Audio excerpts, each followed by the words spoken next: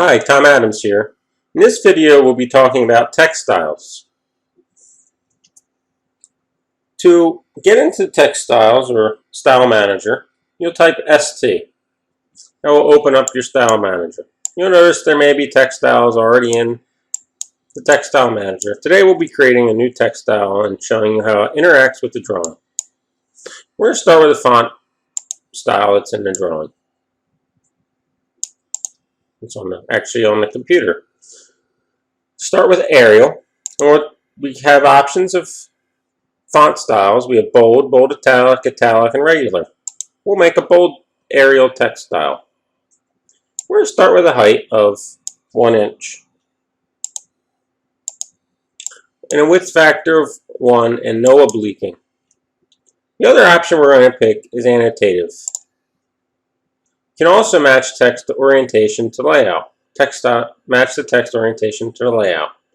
This option does exactly what it says. We're actually going to not select that now, and we'll show you how that works later. So let's set current. Let's make a new drawing. New text. Say new. No.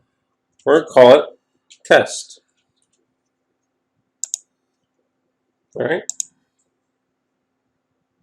So now we have a new annotative text style that's called test. Let's go ahead and try making text on that style. So let's type in text. You're creating an annotative object. So because our text is set to annotative, this comes up. Set the annotation scale to the scale at which the annotation is intended to display. So in this drawing, we're going to be working at 1/8 of an inch to 1 foot. We can select this if we would like to not show us this again. All right. Down here, once we get into that, we can decide what rotation we want. We're just going to hit enter and have a rotation of 0. We're just going to type in here, this is a new text style, and hit enter. Hit enter one more time and it will complete. Now you notice the insertion point is down here on the lower left-hand corner. You also notice as we change scales, it doesn't change in size. However, annotative text should. That's because we do not have, the only scale we have in there is 1/8 of an inch. We can add more scales. Prior to doing that, I would like to show you one other thing. Down here, we'll go back to 1/8 of an inch. This text is to be shown at 1/8 of an inch.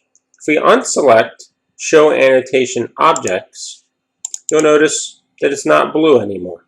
Notice the text is still available, still viewable. However, that's because we're on 1/8 of an inch. If we go to another scale that's not associated to that text, the text will actually disappear.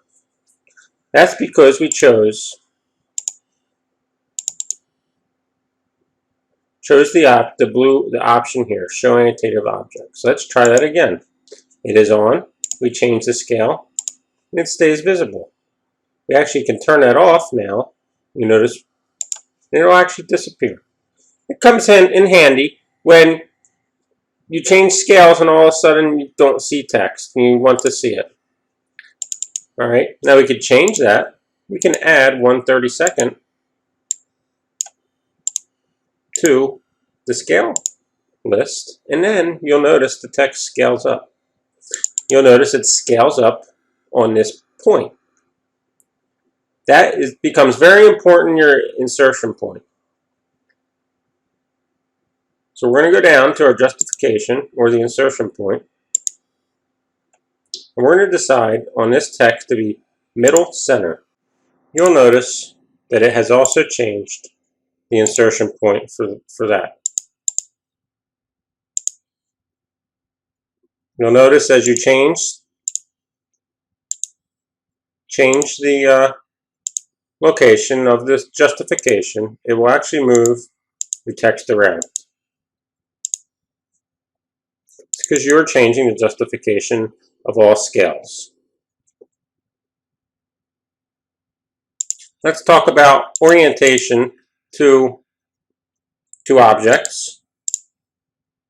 So we have a line here. We like to orient that text to bottom center so that as we scale up and down, it keeps the orientation. We go to 1/32. You'll notice it was down here, but now we're going to move that up to the same location.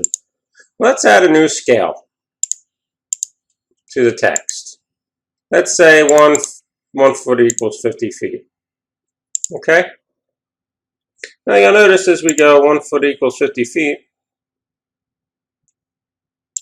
that text actually scales up and down appropriately in relation to that line.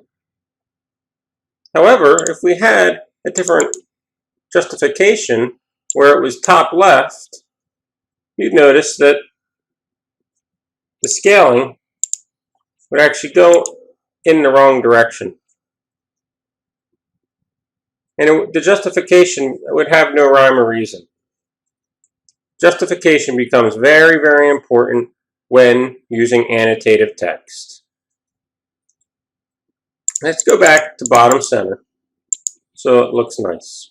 Some of the other options we have when we're in another orientation, we can actually, another scale, we can actually rotate the text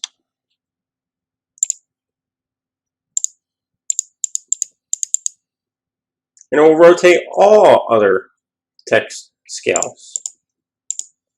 Okay? However, you'll notice that in the 1/8 of a scale, I'm going to change the rotation in the property windows to 0. And you'll notice that how it only changes it on that scale, at that scale. The other scales will actually hold the rotation. This becomes very useful when working with multiple scales for views. You can actually drag this text, but you'll notice the other text has stayed in place. It's down here. The other text is up here. It becomes very useful and something I recommend taking advantage of when working with multiple views at multiple scales. Thank you very much and have a good day.